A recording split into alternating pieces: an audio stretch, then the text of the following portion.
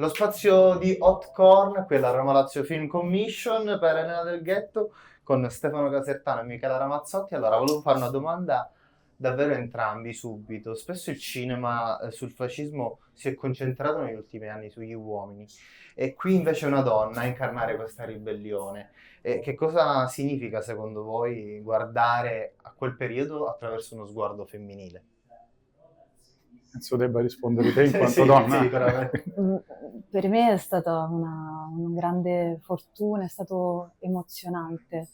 Intanto è stato emozionante restituirla al pubblico intera, no? Con la sua verità, col suo coraggio, col suo amore, perché era una donna che sapeva amare. Quindi questo per me è stato veramente importante. Tra l'altro una donna che in qualche modo sapeva che c'era la tragedia dietro l'angolo, ma nessuno le ha creduto. Lei ce l'ha messa tutta, con tutta la sua forza, che non è una forza fatta di armi. Lei combatté attraverso la sua voce, attraverso le sue braccia, perché lei tra l'altro era una boxer. Per l'epoca era una donna anticonformista, portava i pantaloni perché andare a fare le pulizie da ingaciri dai signori era per lei assurdo andarci con la gonna perché era un elemento scomodo. Era una donna che aveva lasciato suo marito negli anni 30 e l'aveva lasciato con zaccagnata sulla gamba, quindi era anche pericolosa per se stessa, per gli altri, però lei pagava andando appunto, è andata al confino 2 o 3 volte, 3 anni, è andata a Santa Maria della Pietà dove è stata internata e ne è riuscita con una gonna che era scomoda, non era il suo habitat. Dentro di lei comunque non abitava la paura, abitava il coraggio e l'impotenza proprio.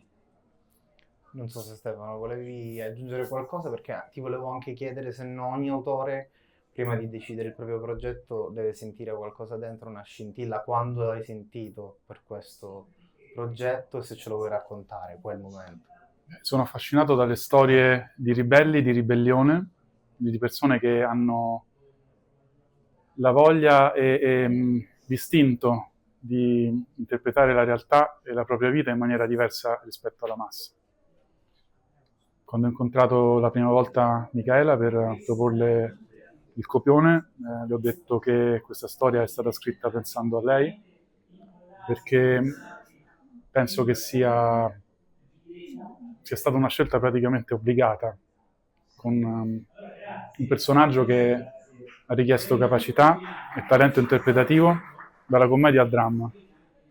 E quindi sono grato e orgoglioso del fatto che Michaela abbia deciso di fare suo questo personaggio, che lo abbia sentito, e che lo abbia arricchito, completato e colorato di tantissime sfumature che renderanno Elena un personaggio unico forse nei film che stanno uscendo ora, non vorrei Speriamo, certo. peccare di arroganza. Assolutamente. A entrambi, per chiudere, volevo chiedere, c'è una frase che attraversa un po' tutto il film, che essere diversi richiede coraggio. Allora mi chiedo se anche oggi c'è un qualche prezzo da pagare per chi non si uniforma, secondo voi. Sai, Elena era considerata matta, invece aveva una mente brillante, lucida, aveva un'intuizione, era lungimirante, vedeva quello che gli altri non vedevano. Ma sai cosa? Lei riusciva ad essere nella realtà che viveva, quindi aveva anche un grande senso di realtà, era molto lucida, però era sconveniente per gli altri, perché in un momento storico di silenzio, di paura, chi parlava, chi dava voce a qualcosa di concreto era pericoloso per tutti, per gli altri, e quindi considerato un essere pericoloso, matto. Solo che spesso dietro alla follia c'è tanta genialità. Il personaggio di Elena in parte si ispira anche al mito di Cassandra, Cassandra che corre per la città cercando di avvisare la popolazione che sta per avvenire una tragedia e Cassandra non viene creduta. Per questo i ribelli hanno spesso la capacità di guardare oltre e ogni tanto dovremmo ascoltarli. Grazie mille, grazie Grazie. davvero.